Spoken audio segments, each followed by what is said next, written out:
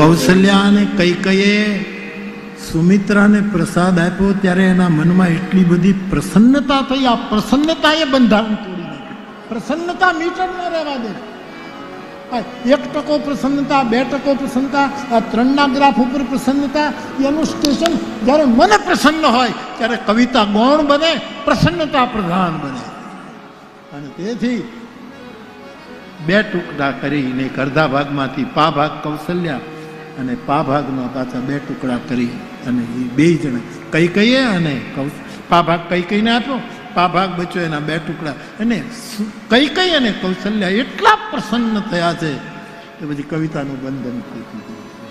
કાવ્યની પણ એક મર્યાદા છે. પ્રસન્નતા 24 કલાકનો કાર્યક્રમ,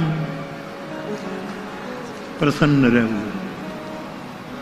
એ વખતે આમ બધું બંધારણમાં જ રહે નહીં. ખૂતા મોજમાં રહેવું, બેઠા મોજમાં રહેવું, ખાતા મોજમાં રહેવું, છાશ પીતા મોજમાં રહેવું, વરિયાળીનું શરબત બધાને પીવડાવે છે પીતા મોજમાં રહેવાનું, હરિનામ લેતા મોજમાં રહેવાનું.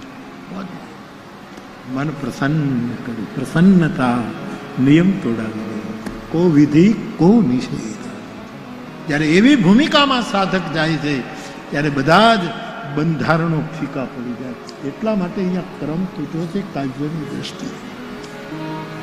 3 રાણીઓએ પ્રસાદ ઉદરમાં પધરાવ્યો છે. રાણીઓ સગર્ભા થઈ છે, મંદિરમાં શોભા પામી રહી છે. શોભા શીલ તેજ કી ખાન. કૌશલ્યાના ઉદરમાંથી શોભા સિંધુ રામ પ્રગટ થવાના, એટલે કૌશલ્યામાં શોભા પ્રગટ થઈ. કૈકેયીમાંથી શીલવંત સાધુ ભરત પ્રગટ થવાના, એટલે શીલથી શોભે છે. અને સુમિત્રાના ઉદરથી પરમ તેજસ્વી લક્ષ્મણ અને શત્રુઘ્ન પ્રગટ, એટલે તેજ કી ખાની. શોભા શીલ તેજ કી ખાની, આ 3 એવી રીતે શોભે છે. સમય વીતવા લાગ્યો, પરમાત્માને પ્રગટ થવાનો સમય નજીક આવવા લાગ્યો.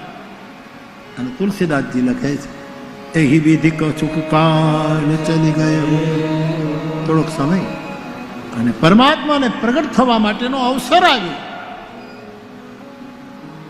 જોગ લગન ગ્રહવાર તિથિ સકલ ભય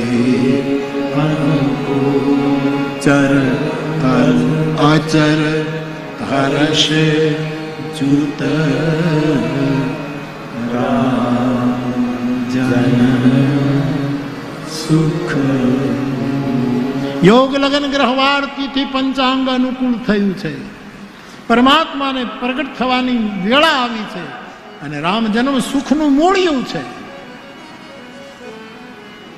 અને હવે તુલસીદાસજી પરમાત્માના પ્રાગટ્યની વાત કરતા આપણને લેખની આગળ વધારે છે. ત્રેતાયુગ, ચૈત્ર માસ, શુક્લ પક્ષ, 9મી તિથિ, મધ્યાહ્નનો સૂરજ, અભિજીત નક્ષત્ર. નથી બહુ ઠંડી, નથી બહુ ગરમી.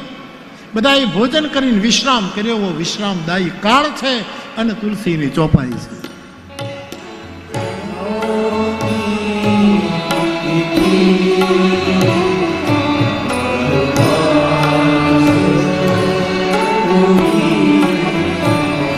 છોકરાઓ, આપણા ભાગ્ય તો જો 936મી વાર રામને જન્માવી રહ્યા. આ ચોપાઈઓ ગાતા ગાતા ગાતા ગાતા નસીબ તો જુઓ સાહેબ. એટલે લોકોને તકલીફ થાય છે કે આ નસીબ વાળા કેમ આનંદમાં રહે છે, એટલે જ તકલીફ છે. આહા, નવમી તિથિ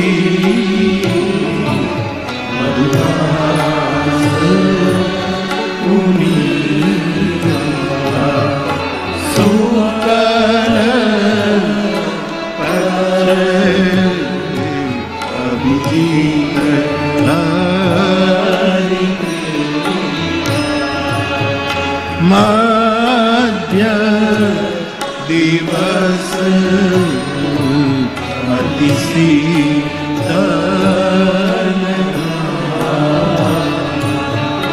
પાવન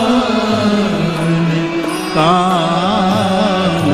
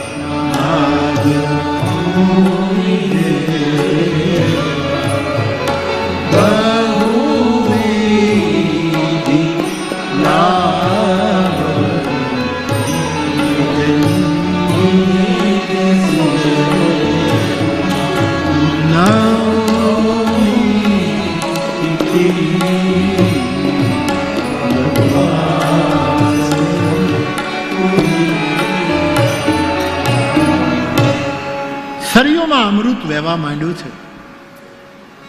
રામને પ્રગટ થવાની પળો નજીક આવી રહી છે. અયોધ્યાવાસીઓ પોતાના આંગણામાં કોઈ કારણસર આમ ખાડો ખોદે તો કાંકરા નથી નીકળતા, મણીઓ નીકળવા માંડે છે, કારણ કે રઘુકુલ મણી આવવાના છે. વન પુષ્પિત ફલિત થવા લાગ્યા. મંદ સુગંધ શીતલ વાયુ વહેવા લાગ્યા. દેવતાઓ હર્ષિત છે અને જે સાધુ સમાજ છે એને ક્યાંય આનંદ માતો બે ભેદ કર્યું. દેવતાઓ હર્ષ હોય અને શોક થાય. હર્ષ અને શોક સાપેક્ષ છે, એક સિક્કાની બે બાજુ. એટલે દેવતાઓને હરખ થાય ની પાછા નારાજી થાય. એને ઘડીક હરખ ઘડીક. ઘણા માણસો આવા હોય દેવતા જેવા, 1 મિનિટમાં રાજી થઈ જાય, 1 મિનિટમાં મોઢું બગડી જાય. એક મિનિટ એટલા આળા હોય કે આપણને બીક લાગે કે આની વાત કેમ કરવી. ત્યાંને એને સારું લાગશે. ત્યારે આ દેવતાઓ આવું એક મંડળ છે. હર્ષિત સુર એ હર્ષિત થયા. પણ સાધુઓ ચાવ એટલે આનંદ, પ્રસન્નતા. ચાવનો અર્થ હર્ષ નહીં, એટલે આનંદનો કોઈ વિરોધી શબ્દ આપણા સાહિત્યમાં મહાપુરુષો કહે છે મળતું. આનંદમાં વૃદ્ધિ જ હોય. સદાનંદ, આનંદ, પરમાનંદ, એમાં નામ વધવાનું વધવાનું વધવાનું. હર્ષમાં તો શોક આવે. હર્ષિત સુર સંતન મન ચાહો. સંતોને આનંદના ઉભરા આવ્યા છે. જ્યાં જ્યાં હતા ત્યાં એની આંખો ખોલી ગઈ. હજારો વર્ષની તપસ્યામાં બેઠેલા મહાપુરુષોએ આંખો ખોલી.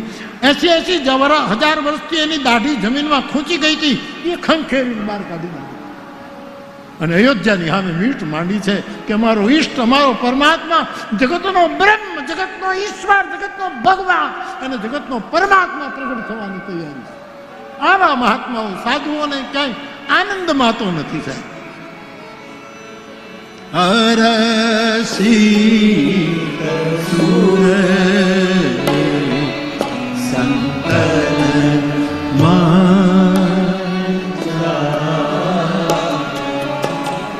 વિરંચીએ આ સમય પારખ્યો કે હવે કંઈક થવાનું છે.